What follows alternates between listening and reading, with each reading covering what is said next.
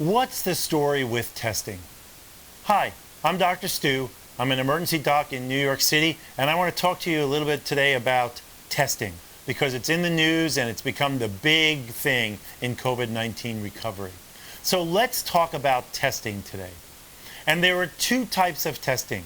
One type is virus antigen testing, which is testing for the actual virus in your body, and the other one is viral antibody testing. So we have antigen testing and antibody testing. So let's talk about the two different types of tests because people get them very confused. And you'll hear people on television talking about, we need more testing, we need more testing. Well, the question is, what kind of testing are we talking about? So the first one is viral antigen testing, testing for the actual virus in your body. Now, this has been around for a while now. It's the first testing that we saw come out with COVID-19.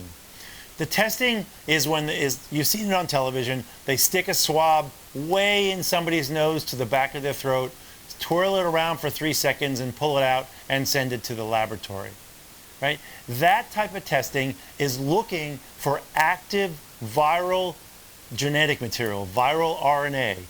This is the SARS-CoV-2 virus is an RNA virus, and it leaves genetic material around, and that's what we're testing for, the actual virus particles, right? So we're testing for that with a type of test called RT-PCR. So it's real-time polymerase chain reaction, RT-PCR, and it's a way for testing for viral antigen, right?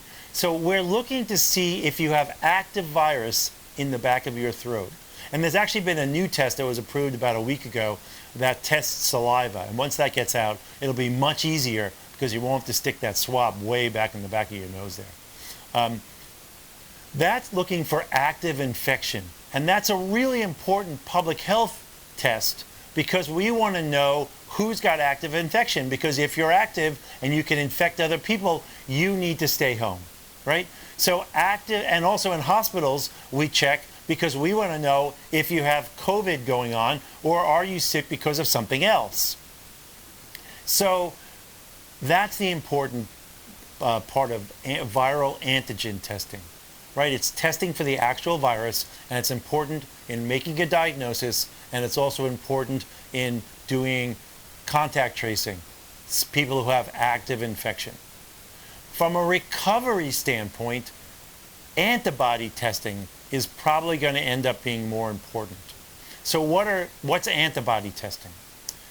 As our bodies are fighting off invaders like viruses and bacteria, we produce something called antibodies. And there's a couple of different types of antibodies that we produce, right? So in COVID-19, after a number of days to weeks, our body starts mounting a response, and those antibodies go and attack the virus and hopefully eventually kill the virus, and that's how we recover.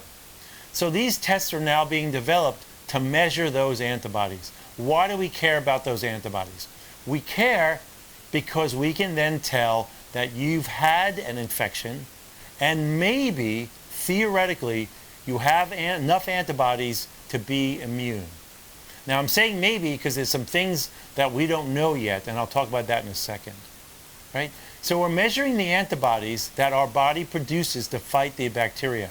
There's two kinds of antibodies. There's IgM, which comes first, a couple days, you develop some IgM, and then after that, a little longer down the road, usually a week or two, you develop IgG. And IgG generally is a good marker for having antibodies that make you immune to something.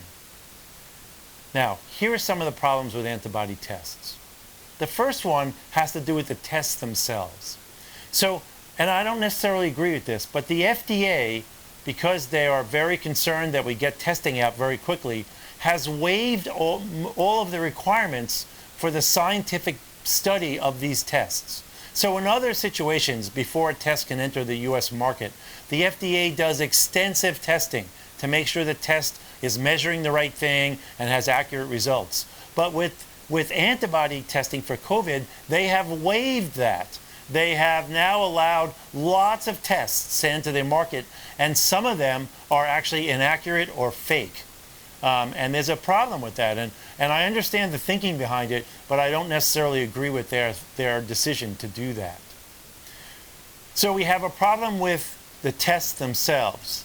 There are actually 4, maybe 5 by now, approved tests that have gone through the rigorous methodology that normal tests go through and have gotten the FDA stamp of approval. But there are actually a lot of tests that are on the market that are not that now. So that's the first problem. Second of all, we don't know if we're actually measuring the antibodies that fight off the infection. They're called neutralizing antibodies, right? So we don't actually know if we're measuring those particular antibodies, or are we measuring the other antibodies that our body produces fighting the COVID-19. So we have to figure out whether the test is measuring the important antibody population. And the third thing is, even if we are measuring antibodies and they're the right ones, we don't know how long that immunity lasts. Some immunity will last a couple of weeks to months. Some immunity will last a year to years, right, into the future. And we just don't know yet how long the immunity would last if you have antibodies. So it's a great test to have because it will help us figure out whether you are immune and you can go back into the workplace and not worry about catching the virus, or do you have no antibodies and you are completely susceptible and we have to protect you with a mask and social distancing before you go back into the workplace. It's a very useful test, and I think it'll play an important role in our recovery efforts, but we need to learn more about it. So remember, there's 2 kinds of testing. There's the viral antigen testing, looking for actual active virus in your body, showing that you are currently infected. And remember, there's a good proportion of people that actually are asymptomatic, but they're infected. They don't have signs and symptoms. They don't have fever or cough, but they actually have virus in their throat. So there's the viral antigen testing, and then there's the viral antibody, viral antibody testing. Those are the 2 kinds of tests. I hope that clarifies it a little bit for you. If you have a question that you want to ask, please write to us. Go to www.drstu.org